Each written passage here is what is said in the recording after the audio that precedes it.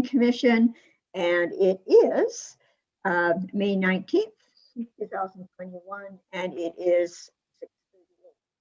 So the first item on the agenda is the first item is the agenda. Are there any amendments to the agenda as presented? No, there are not, Madam Chair, but I will mention that after the adjournment of the meeting tonight, we are asking that CPC members stay on. We are going to have a discussion just about to go over some meeting process and some procedures. And so we just ask that the members stay on for that, but there are no amendments to the agenda. Okay, thank you. So as there are no amendments to the agenda, can we adopt the agenda as presented? All in favor? And opposed? No. Carried. The next item on the agenda is the council update. I would be happy to go first. Okay, thank you. So anyways, in our last meeting, I just wanted to give a shout out to CPC members because I did talk to one of the businesses that was approved to be able to operate her home-based business, and she was very, very thankful for the decision that was made. So I want to start off there. I'm going to start off with Councillor McFadden will pick up the other part, but I'll talk about taxes. The average Cochrane home will experience $11 less of municipal taxes this next year. It was really, of course, taxes are always a debatable issue when it comes to council, but we were very concerned as to how COVID affected families. I think that was reflected, obviously. We are hearing people's concerns. We're not ignoring them. We do realize that there's always going to be a shift where we want to see, obviously, perhaps more of a business to residential split. It will come, but it's going to take some time. So I don't want people to think that we're ignoring that factor. We aren't, but right now with COVID, it's just probably not the right time. So people will see a bit of a reduction. I realize it's not a huge heck of a lot, but we are trying, and we're here to listen to people who have concerns. So I guess I will leave it up to Councillor McFadden to talk about the rest. Okay, thank you. Councillor McFadden. Yeah, thank you very much, Councillor Federico. Just to follow on from that, I mean, this was undoubtedly the toughest budget process I had ever been through. And council really did make a choice to keep taxes low. And so it's actually been a tax cut. With that, there was, it has been a reduction in service is how that was made possible. But the decision of the day was that it's COVID situation, and that being as tight as we could with every taxpayer dollar was really important to how we wanted to deal with COVID. From my lens, of course, we're still a growing municipality with a high level of expectations and what we want to create an amazing community. So that's going to have to be adjusted and dealt with to make sure that we bring our service levels back up. That's my own take on that. Then council's been doing a lot of, one of the main functions of municipal government, of course, is land use. But so we've been going through the land use bylaw, which is going to be coming to council for decision, I believe, for July or September, I can't remember. And so the Riley's team has done an excellent job in preparing the land use bylaw for review. This document, I think, was last updated in 2004 and is very much the working part of how we all get along, and sometimes the pieces where we don't get along. So it's a very important document. And so council's been through 7 sessions in the last 6 weeks, I think, or so. So probably 20 some odd hours of looking into the land use bylaw. We've had some really good discussions. We don't necessarily all agree on everything. And the team has been tasked to kind of go back to take council's feedback into consideration. So that's being built out.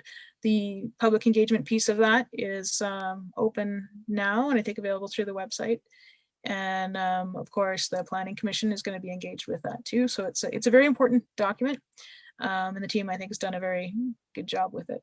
So have a look at that. Any questions you might have, of course, to Mr. Weldon, but if you wanted to get my council lens on it, let me know. Then also big decision, of course, is Calgary CMRB, Calgary Metropolitan Region Board, which is how we look at regional planning and how we kind of best look at how as a region we use our use our resources to kind of best advantage, and how essentially the big question is, you know, we expect we're going to be a growing region. How do the next 1 million people come into the region? Where do they live? Where do they recreate? How do we use our limited resources to provide them what they need? And so that's kind of what the regional partnership is about, is how do we plan for the future? And so there'd initially been a volunteer board that didn't work out. So the province has mandated the creation of the CMRB and said that Cochrane, you must be in this, Calgary, Okotoks, Rocky County, all the players. It's very similar in model to the Edmonton Regional Board. And so it's been a work of, I don't know how many years, to kind of build up a regional plan to map that out. And so that final plan, the mayor and Councillor Wilson and myself, the two of us have variously served in different elements of that, have fed into that plan. And so that was brought to council to see whether we wanted to support the plan. That decision will be made at the CMRB table on Friday, and then will be presented to the province. So that was all mandated. The province said there will be a CMRB, you will do regional planning, it will include these items, these are the players at the table, and you will have a report back by X date. And so everything that's been done has been building to fit that mandate. So I think overall it's a really good plan. I think it from my lens deals well with building infrastructure smart, and instead of building encouraging growth to happen around transportation networks. So instead of having to build new highways to new cities, that population will be encouraged to build around the existing centers. Bit of a squabble, which is an understatement, between the rural's interpretation of what's best and what's best in kind of the urban context.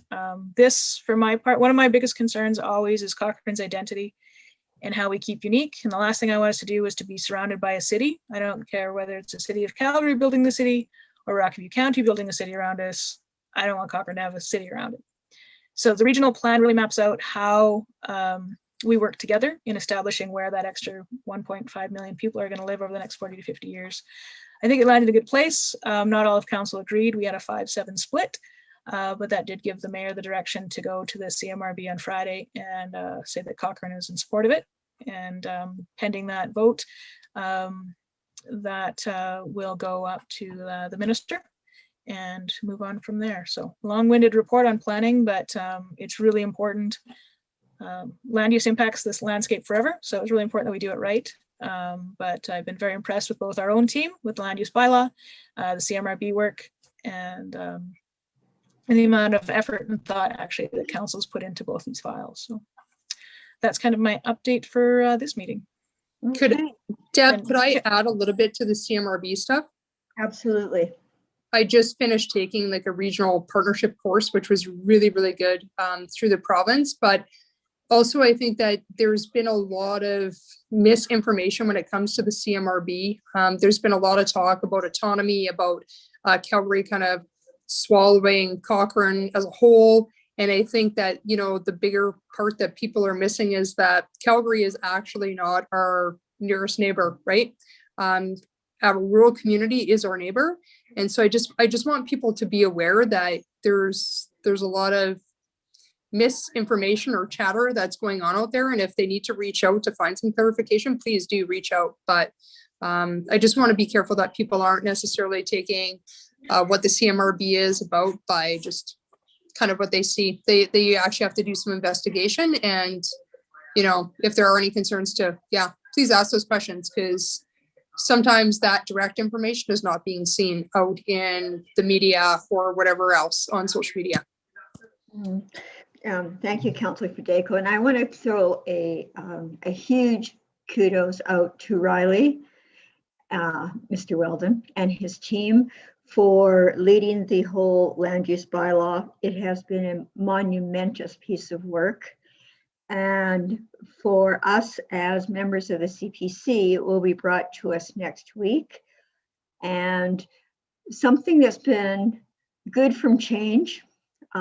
We've been through a lot of change, but what's been really good from change is the ability through this new council to have all of the meetings televised, so to speak, or available through social media. And so all of those meetings that Mr. Weldon led with the council are all available for us to view on the town's website.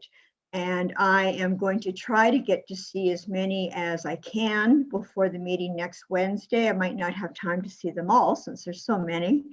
But certainly I would encourage all of the CPC members, if you have some time, to take a look at some of those and really acquaint yourselves with the issues and the discussions so that we can bring forward our issues and discussions.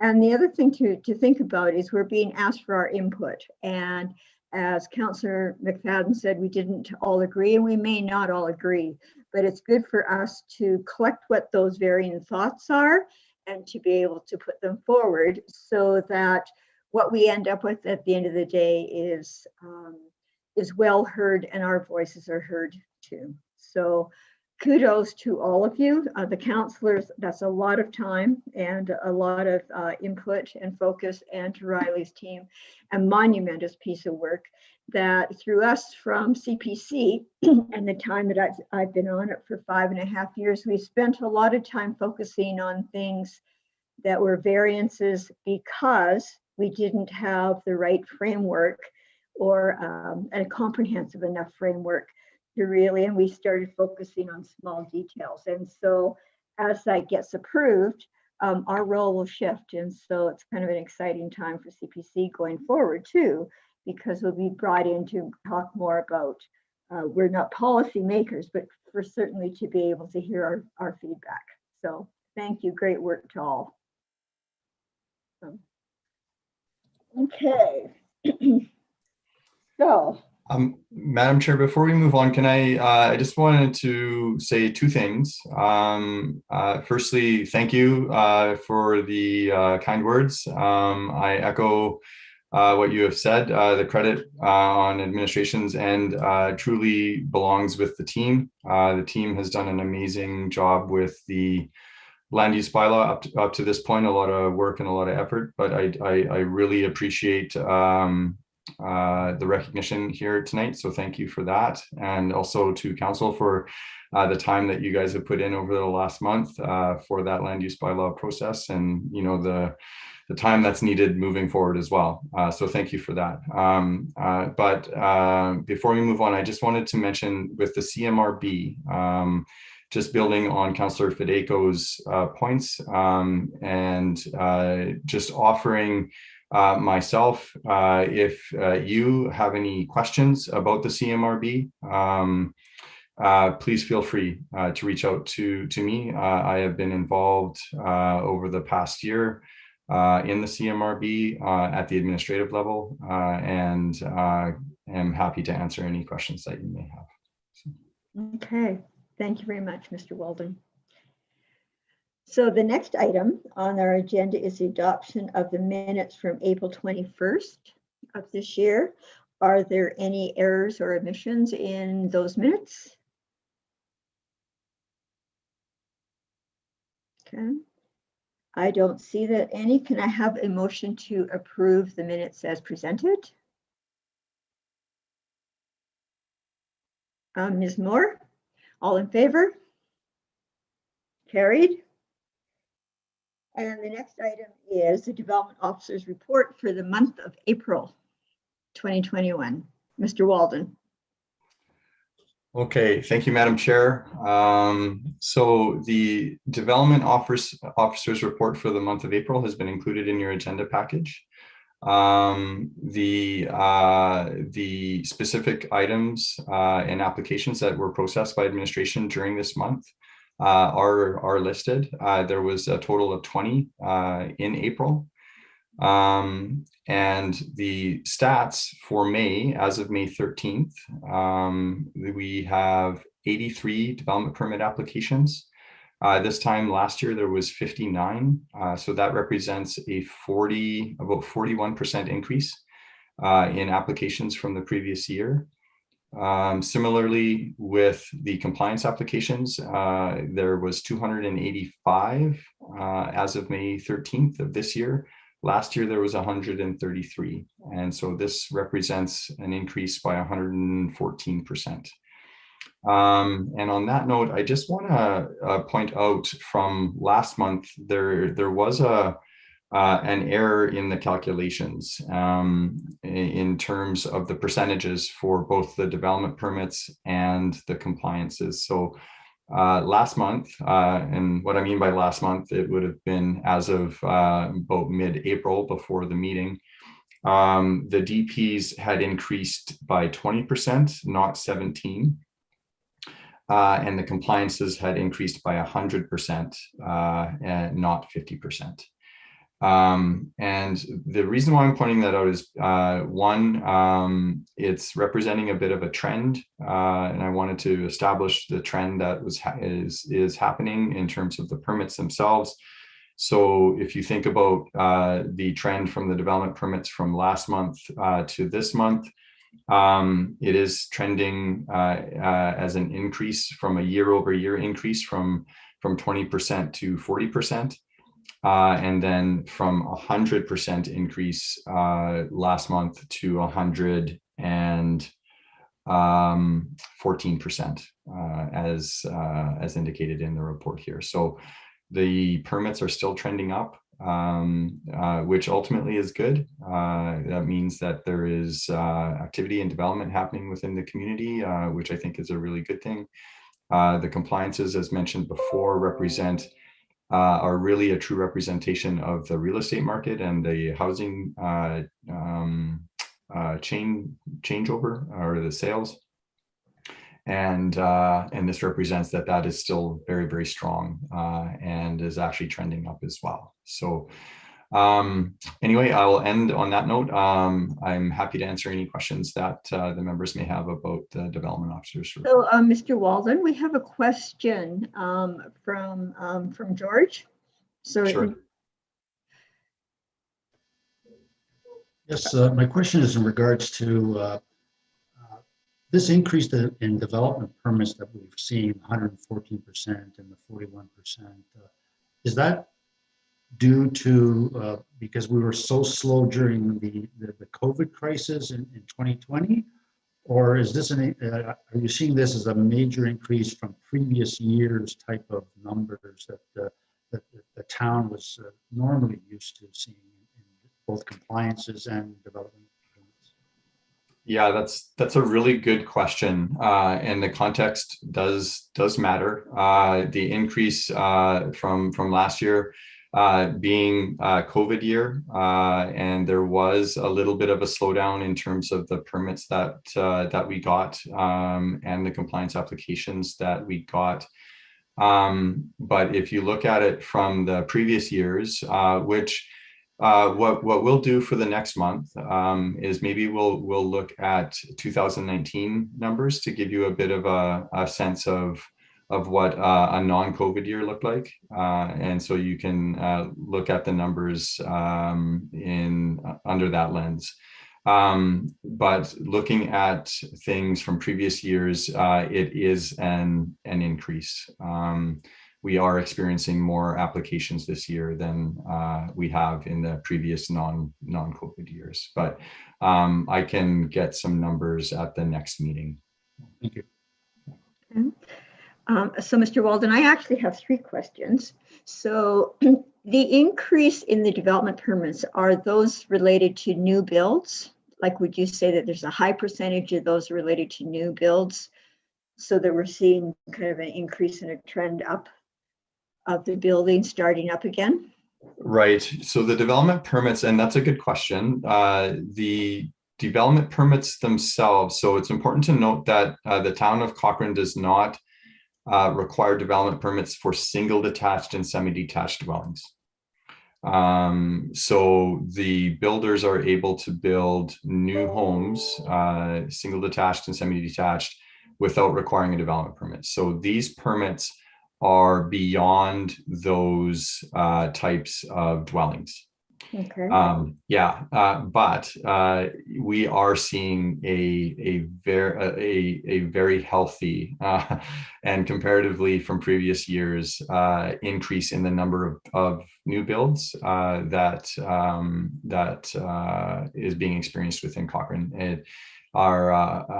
These homes still require building permits, and so our building permit numbers are way up and have actually increased. Okay, thanks for that clarification. I was talking to an individual recently, and obviously with your clarification, she was looking for a building permit is what she was talking about. So thank you for that. Another question I had is, along the way, as you've developed the new land use bylaw, there's been a change in who the development authority is on a couple of things. And I'm just wondering, has that impacted your group positively or negatively? So if I could take for an example, we changed who the development authority was on accessory suites from CPC and to administration. And what impact has that had on you? That's a good question. I think if I can speak for the group, that really, we do experience a lot of accessory suite applications. So as you can see, even in the report this month, you can see a number of them are accessory suites. So one of the things that I think is a benefit to administration is the ability to process those directly and approve those directly, and which doesn't require the creation of a report, as well as the presentation and the time that's needed to bring those types of applications to the Cochrane Planning Commission. And from an applicant perspective as well, just from a timing piece, is that time that is needed to either wait sometimes for the CPC meeting, which is once a month, and then the timing of having it advertised in the newspaper, that time saving is realized. So it allows them to start the development a little bit easier, or not easier, excuse me, a little bit sooner. Okay, thank you. And I think a follow-up question related to that, and I still have one more, was that what are the concerns that when we were making the shift as to who the development authority was with accessory suites, was one of the things that we discussed was the issue of clustering. And have you experienced any issues of having to address or perhaps turn down applications because of clustering? I'm going to have to check back on if any have been refused. I'm not aware if any have actually been refused as a result of clustering, but I may be corrected. So I'll put a little asterisk on that comment. But the clustering certainly has been used and has been looked at in every single application. So we track where the accessory suites are, where the approved accessory suites are on our GIS system. And we can see where the application is, so the location of the proposed accessory suite relative to where all the other accessory suites are approved within that block face or within that street. And so the file managers and the planners do look at that as a pretty key criteria when they're making their decision. But yeah, I'm not aware of any that have not been approved as a result of the clustering. But that's not to say that it's not being looked at. Okay, thank you. And my last question was, with being so busy with the development permits, what else is the group looking at and working on concurrently? Other than the development permits? Yes. And the permits? Mm-hmm. Oh, that's a really good question. One of the main things that the staff are tasked with are a number of different inquiries that come in on a daily basis, and this can vary. We have started to track the number of inquiries that we get from residents, from developers, internally, from other sections, as well as from time to time council asks us some questions. That is a major component of getting back and corresponding with people and their inquiries. Apart from the day-to-day and the work that's needed from the permit perspective, we are working on processing other applications, such as the area redevelopment plan up in Rolling Trails, the area structure plan that is currently proposed on the Franciscan lands, which you may or may not be familiar with as well. We mentioned earlier our involvement with the CMRB. We do have a number of subdivision applications that are also being processed at the same time. And where are those, Mr. Walden? Sorry to interrupt. Where are those? The subdivision, like in what areas? Yeah, so the subdivisions, yeah, there's a number. So we have a number of different developing communities that are still being developed and are not fully built out. And so we do have a number of active subdivision files. We have the Fireside subdivision. And as communities grow, and build out in terms of the lots that are being created, they are created in phases, and so the community is actually built out in different phases, and the subdivisions follow suit in those phases. So a number of different lots are created through the neighborhood plan, and then land use, and then ultimately through the phasing. And so currently we have new phases, which ultimately will mean that there will be new lots created in Fireside, in Heritage Hills, and the community of Heartland, Willows, specifically Willows West. We have new phases coming on in Rivercrest, River Song, as well as Sunset Ridge. Wow.